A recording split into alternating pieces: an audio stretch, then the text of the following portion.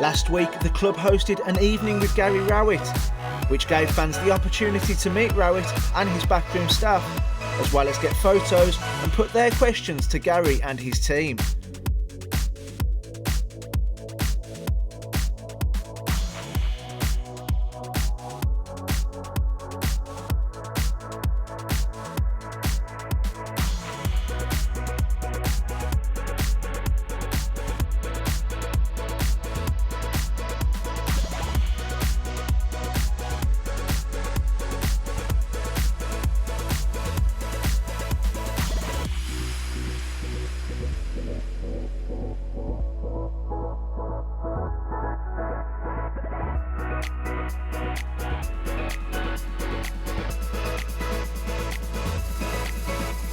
From Gary Rowett, the important member of Stone backroom. He's got from Mark Sales, Kevin Paul, Kevin Summerfield,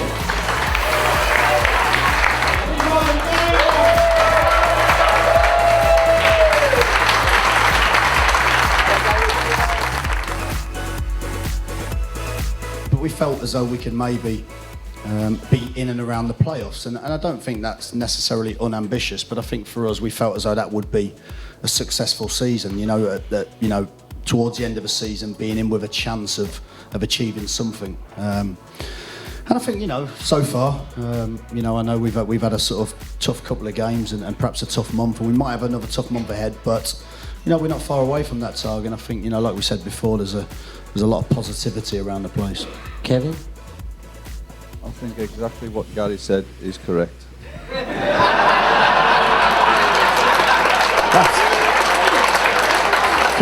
Can I just say, Tom, that's the first time Summers has ever agreed with anything I've said in 5 years. Who's the best player you've played with, and what made them special? Best player played with? Going to offend quite a lot of players now. Of course, Paulie was obviously up there, especially his penalty against Watford. Best player played with, I think, if I had to really pick one, I would say someone like Igor Stimac at Derby. Fantastic player, one of the first times I've played with a player of that ilk. I think he just finished in the European Championships with Croatia, and I believe they finished third. I think that tournament, and he was brilliant. And he used to get the ball, he'd give it away, he did not care. He was so mentally tough. And he became a real iconic figure at Derby at the time when we had a really good couple of seasons. So I would say someone like him in terms of his character and his ability. The person who most affected me would be Brian Robson, because there was no bigger player in terms of wanting to win a game of football. I would have to say, when I was at Bolton, I played with JJ Kocher, and the things he could do with the ball were unbelievable. He could tie you up in knots. Probably say I went in the mid-90s after I left Birmingham. I went up to Preston. I was there for a year and a bit under John Beck.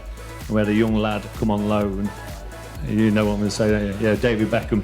He came on loan. I'm not name dropping. He's only played the Beckham card. That's my claim to fame. Used the Beckham. Just Becks, I did something with Beckham and he said the same. Yeah, exactly. Yeah. I'm in his book. Oh, yeah? Yeah. No, there's no gag. I'm in his book. Yeah. What are the major differences you see in football from when you played to now, and how as a manager or coach do you stay up to date on developments in coaching tactics? Well, I'd like to go. I think that the biggest thing that I've saw and come across is there's no laces in the ball anymore. As a goalkeeper, really, things don't change really, whatever system you play.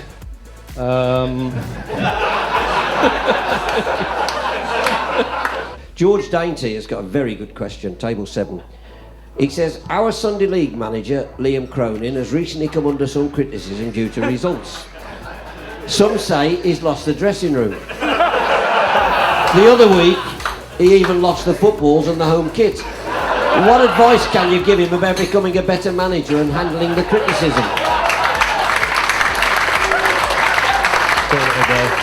Well, I think firstly Liam should stand up so we can be all aware of who he is. Yeah. Stand up then. Secondly, I find it really difficult to think that you could lose an under-6 team's dressing room. You know, and definitely stop berating the kids. You know, at that age, they really can't. You know, they need a bit of confidence as well. You know, you can't do that. It's not all about you, Liam.